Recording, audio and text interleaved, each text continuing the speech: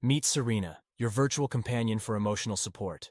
The ultimate safe space to discuss your thoughts, your fears, and the ups and downs of daily life. Start your free trial today at serena.chat. How do I apologize to my 25F older sister, 32F, for how parentified she was by our parents? My sister left home after high school, and for a long time I blamed her and her boyfriend, now fiancé, for that. I want to learn more about parentification and her experiences growing up because I am starting to understand that our parents were not fair to her and put a lot of unreasonable caregiving responsibilities on her. She did most of the cooking, laundry, and helping me and my younger sister with schoolwork while my parents were busy working long shifts at their jobs. But I do not want to trigger her, and I think this period of her life was probably very difficult. How do I start this conversation with her? What questions should I ask? If there is a good opportunity to apologize, what should I say? Thank you for your help. Edit, update. I decided to talk to my younger sister first, so I texted her this morning and asked if she could call me to talk about our older parents. She did, and I started off by asking her what she thought about our parents generally, and how they handled the Brooke and Mark situation more generally. I'll use the nicknames from the other post, but this less aren't their real names. We had a good conversation, the details of which I won't share. But the general tone was that yes, my younger sister thinks our parents put way too much responsibility on me and Brooke for raising her, and that she plans to keep firm boundaries with them as she finishes school and starts working.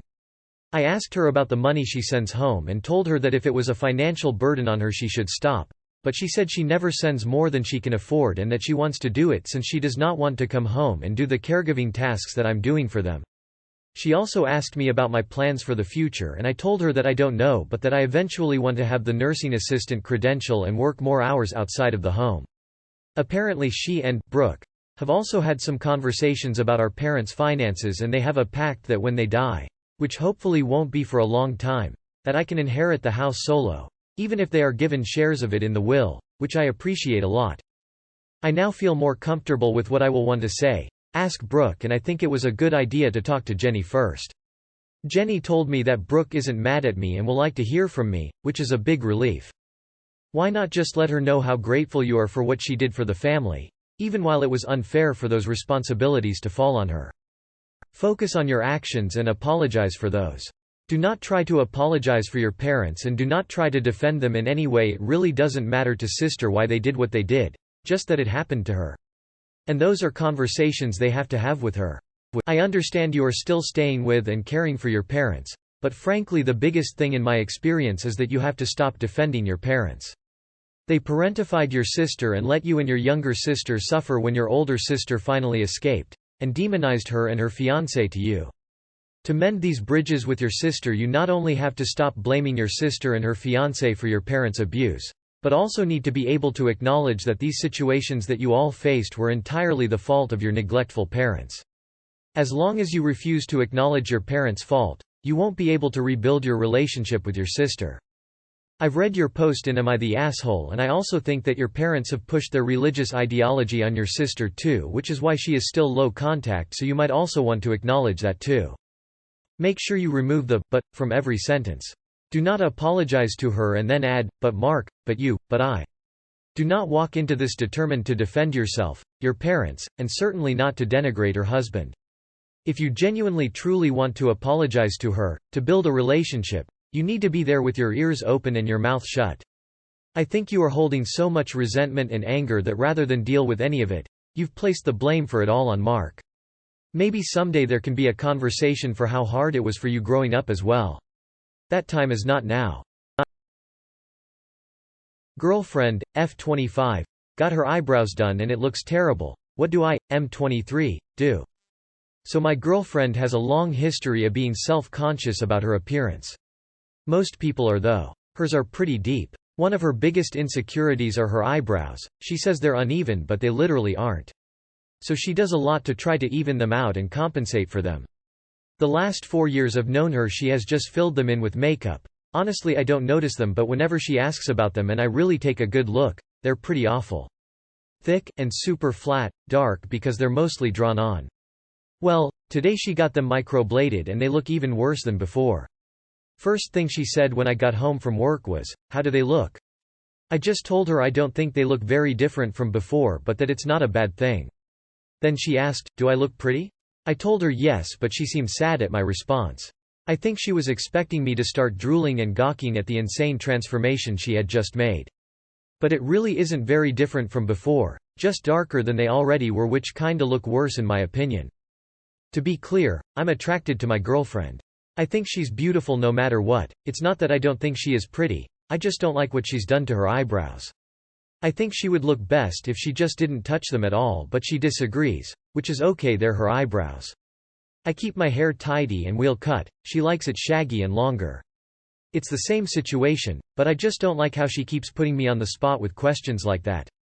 I think she's beautiful, but I feel like I have no choice but to lie about liking that specific thing she asks about. How do I navigate this? Try to put on an act like it's the best thing she could have done to herself? Be upfront and honest? Try to ignore it? I feel like no matter what she'll know I don't like them and feel bad. I don't want that. I can't help that I don't like them. To me it's just eyebrows, we have more important things to worry about, but this is huge for her. IDK. I wouldn't stress about it. Microblading can take weeks to heal and they'll probably look a little funky until then. You must trick one of her girlfriends into telling her instead. Sacrificial lamb. You seem like a nice guy. I think giving your girlfriend some reassurance every now and again about how no matter what, you find her beautiful is a good start. And that she doesn't need to do these things to impress you, if that's a true statement. Because as much as women say we do things for us, secretly and deep down we do because we want to impress and look attractive to our men. Now that the eyebrows are already done and she can't go back, you're going to just have to ignore them, lol. And look past the brows. Like you said, they're just eyebrows. And when that time comes where she's thinking about getting touched up, maybe express how you like her just the way she is, gently and tactfully. I hope this helps you a little bit. Handshake, medium light skin tone. I told my girlfriend that her eyebrows were painted to high. She looked surprised. Give it some time. They fade. I'm 45 male wife 49 female WTF. I'm 45 M wife 49 FWTF. I don't know what to think. This started on a trip a couple years ago. We were away, just the two of us, in a hotel, and she says to me, I wish I didn't feel obligated to have sex. We didn't all weekend. This after alluding to our upcoming alone time for more than a week. I had my hopes up. This happened a couple more time on trips since. Now she has said it to me several times at home. I love you, but I really don't want to have sex. We are married more than a couple decades. When we first married, sex was fun and frequent. Then kids and work happened. I didn't push hard. But now that the kids are much older and she is actually working less, I've approached her several times about having sex more and got the cold shoulder. Once a week at this point would be great. If she wants it, great. If I want it, she may, but she will make sure I damn well know she not into it. We do all kinds of things together almost constantly, other than working together. We go out on dates. We seem to get along really well. We are both in decent shape and healthy. There aren't health issues. I am so tired of feeling needed but not wanted. I swear I think she would be happy spending every evening after work side by side with our asses on the couch watching something for the rest of our lives. I am at a loss and losing hope. I feel sick and hopeless just typing this. I am not liking where this is seeming to head. How should I move forward? Have you had a sit-down conversation about how you're feeling and how the both of you can solve this? Sometimes the expectation that sex is meant to be expected is a turn-off and exhausting. You have sex even when she doesn't want to? That's a boner killer. Succumbing to sex.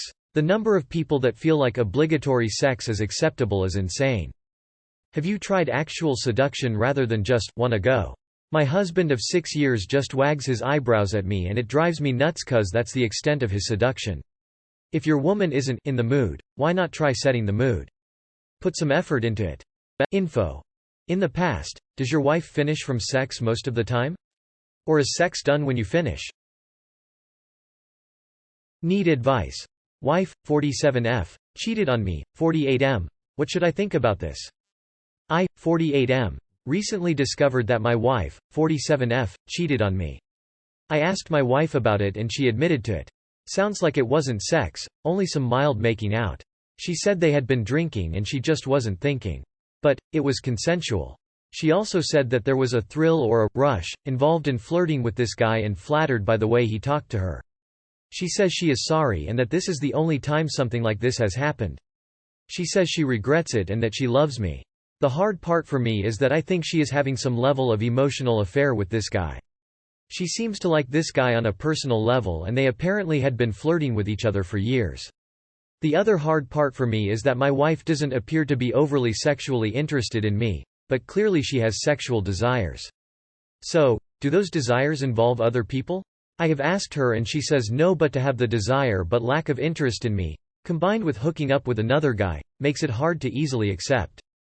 Lastly, if there was a thrill or rush involved in flirting with this guy, presumably he's not the only person who could provide her that thrill or rush, so do I worry about others? I guess what I would love some thoughts on are 1. Do you think she is likely to cheat again?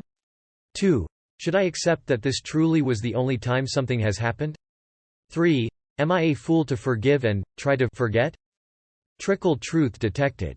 Dude. She's not 12. She didn't just make out with this guy. They had sex. If they're also friends, they're having an affair. She's lying to you. She's admitting to what she thinks she has to since you basically caught her. I would leave because I know I'd never get past it. 1. Yes. 2. Number 3. No. If you want to forgive and forget, that's your decision. Only you know if this relationship is worth fixing. Try counseling?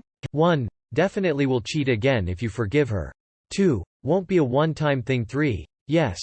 She cheated, means she doesn't really care if she will hurt you, she passed that stage. So yes, she might do again if right guy comes along. New relationship always fun, beginning stage is high in hormones and no problems around. First 6 months are the best.